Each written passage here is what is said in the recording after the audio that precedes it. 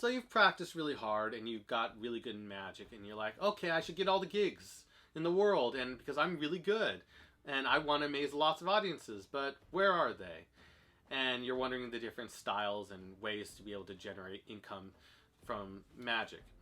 And I would say that's a good idea and start to want to go down the path to go down to be able to not only be able to continue performing, but be able to make the magic work for you and be able to make some side money from it. I totally understand it. And I want to discuss a couple different avenues you can go down.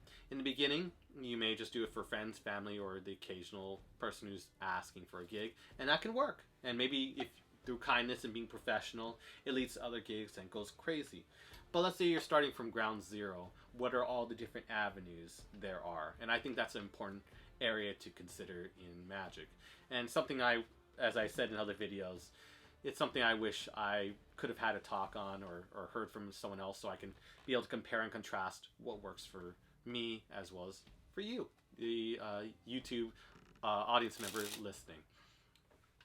So there maybe in the beginning you might just want to do an occasional gig on the side or for whatever reason, and in that case, if you don't mind competition, which there will be a lot of, and you could create a professional profile and everything of that nature, there are avenues like, if I could be honest, BizBash, BIZBASH, for magicians, though it may be packed and you might have to possibly be competitive in your pricing for that because you are comparing to other magicians, as well as Craigslist and other things of that nature. But you know, a Craigslist magician, how could they be? You know, stuff of that nature. So you may have to create a good ad to be able to discern yourself or make yourself very interested for potential clients.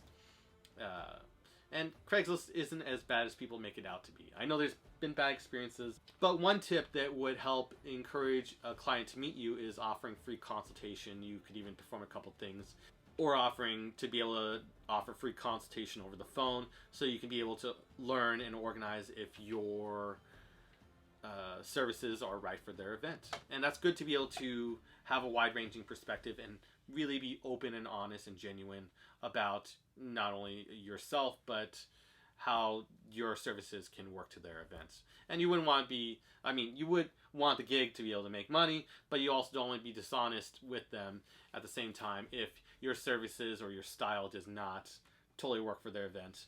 Let's say they're mostly wanting a walk-around show and you mostly do table close-ups, sitting style magic. You know, you can make it work, but you also want to be honest and genuine with the client, however you can. Or adapt your skill set very well, or have an adaptable skill set that can suit that occasion. So having different styles can be quite helpful to different events and different gigs and different clients overall. Additionally, there's other styles you can combine magic with.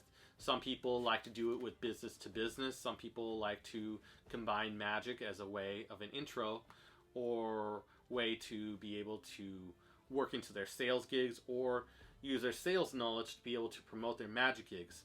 That is to say, the different methods, again, along the sales side, different methods to be able to generate clients could be through sending postcards, because very few people sending postcards to a targeted area that you think could be very profitable and can be your target audience of what you're going for. So postcards could be an advantage. Business to business, though, you know, people may not like salespeople, and you really have to target your audience very well. So that could be very interesting. And I was also introduced to a new concept in a magic DVD packet. I don't want to go too much into specifics because I want to respect that performer.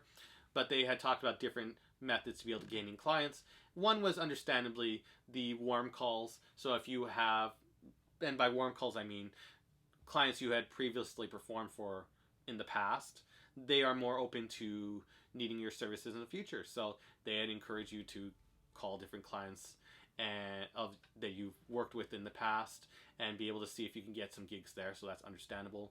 And then also cold calling, which is difficult even for me, and just calling random businesses with the intent, and you would try to strategically market it so you get those correct clients that might say yes. But cold calling to be able to possibly talk with the key holder or event host or someone who manages the events and be able to possibly meet with them to utilize your services for their upcoming events. So that's another consideration. Another one you might consider outside of LA, mind you, it's a little more difficult if you're trying to make this work for LA, is trying to establish yourself as a restaurant performer for a regular restaurant performer for the venue you choose to work for. And why I say outside of LA is because LA is a little bit more strict with their profits and handing out any job to any performer. I've tried to work that out myself, and it's very difficult to get a venue that wants to pay you regularly for this. And though there are many books on making restaurant magic performances work, and I'll probably list a couple of the books below, the idea is that you want to immediately show your return on investment, so ROI, return on investment, right away, so you can be able to prove that you are something this restaurant needs, not just, I need a job, I can do magic, give me a job, kind of thing. We don't want to go down that avenue, but rather, I have a lot of services that can help provide a lot of benefit for your restaurant and can be showed immediately. One example could be that there is a long line of people waiting to enter your restaurant, and that there are maybe competitive restaurants nearby that they can go to, so people might walk off because they feel like they're waiting too long, which is very understandable. But by the restaurant or venue hiring and having a performer showcase the material and keeping the clients interested, the client is more likely or very likely to be able to stay because the venue has shown, and this will be the return on investment part, that they want to retain and value the customer's business and that they want to be able to make even just waiting in line a fun experience. So that hiring a magician does seem like a viable concept because they want to be able to retain all those customers and that they can continue making profits. So they get the profits, the customer is happy before they even enter the venue, and the performer gets to do his job and make all those clients happy and fulfill a role that can pay him regularly.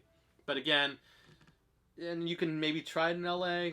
I've had not much success in LA, but I know a lot of performers outside of LA in different venues that are very popular with long wait times and stuff of that nature could really value a performer in that case. Or really just fun, exciting out there venues that could really use entertainment, or you think can use entertainment.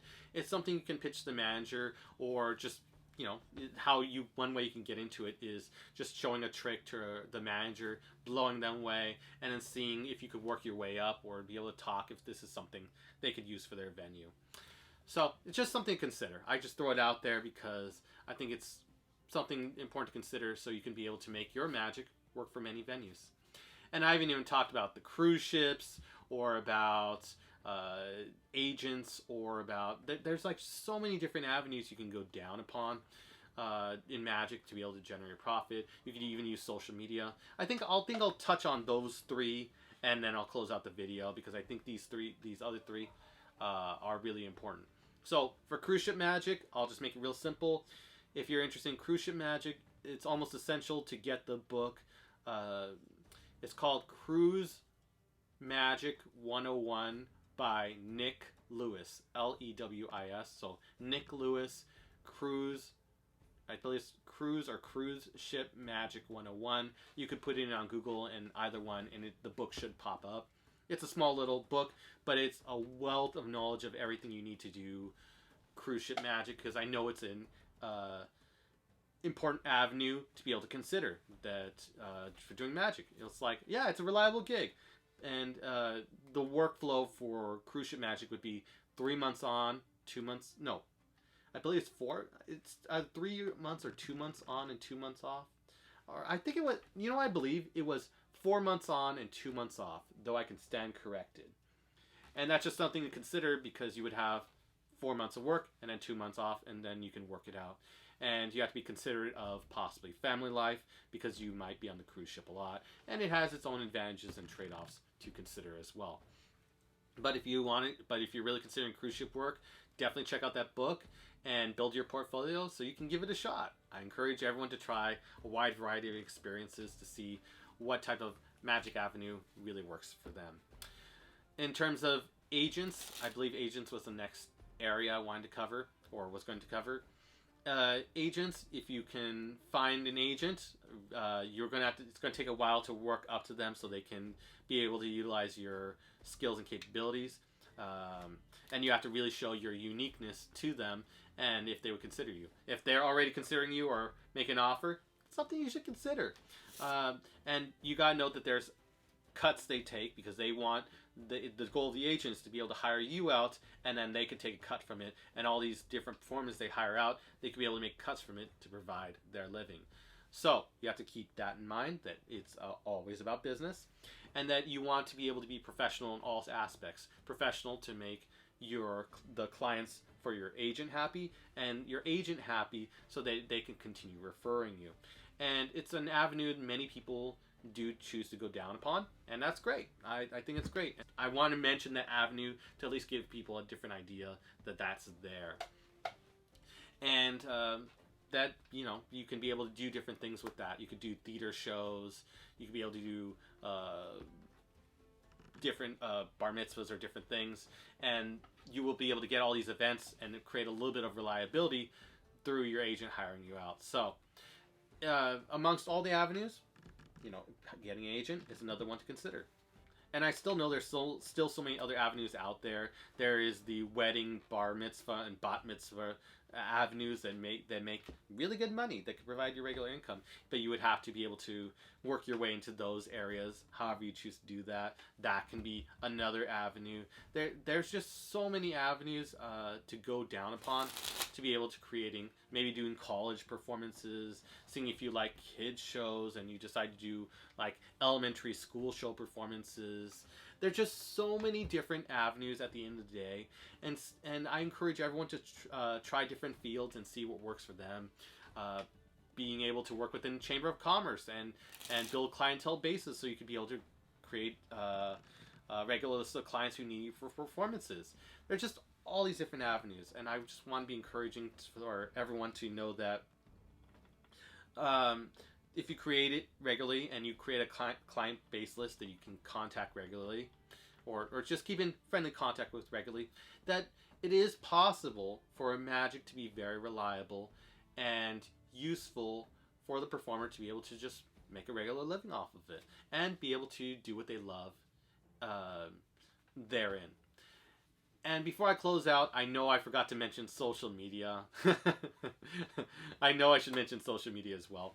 Social media is, for me, a new avenue I'm trying, and I'm working it out. I'm currently putting my focus into creating an academy where everyone can be able to feel involved, or it's open to everyone, and where they can learn many different styles and techniques so they can be able to be the best performer they can be, or be able to be proficient so they can amaze their audiences as well. And social media has its own trade-offs and advantages to it. The main advantage is that you get to reach possibly a wider array of audience if you target it correctly and you know what your audience is interested in. And this can be in multiple venues: YouTube, Twitter, Facebook, TikTok. I know I'm blanking out the next one that I upload to. But there's just all these different advantages to all these different platforms and utilizing all of them. And you can be able to meet clients you have never otherwise met through using these platforms. And I think there's some merit to it, even just if showcasing a little performance on there or a little short on there. It does have a reach, and you could be able to expand your social media presence on there. So it's not like, okay, here's my site, but it's like, what do you do outside of this? Do you have a social media presence? Can I see your following and stuff of that nature? So eventually it feels like magicians are almost pressured in some ways to go down that path of social media in some cases. It's not always true, but it's just something to consider as well. And you can be paid through different streams of income. There's multiple streams of income you can get from doing this. Sponsorships, AdSense, by lots of people watching your video, you get paid through that. Actually getting more shows through people seeing you. being able to get considered for different big shows like going on TV and different stuff of that nature. And that's another one I just thought of right now. Be able to focus on doing PR and being able to get shown in TV shows so you can be able to boost your gigs. That's another consideration. So there's all these different avenues, and the idea is just pick a couple that you like and see if it works for you and see if you can generate some side revenue from it. And I think ultimately it's a nice thing to have some side cash, and knowing that the art you practice and put so much time into can pay for itself ultimately. So I'm Dan, and I hope some of this information was helpful to you in consideration with a possible model you can use to be able to generate some side revenue. But I'm curious, what are your thoughts on this? Leave your thoughts in the comments down below, but as I love to say, be respectful if you can.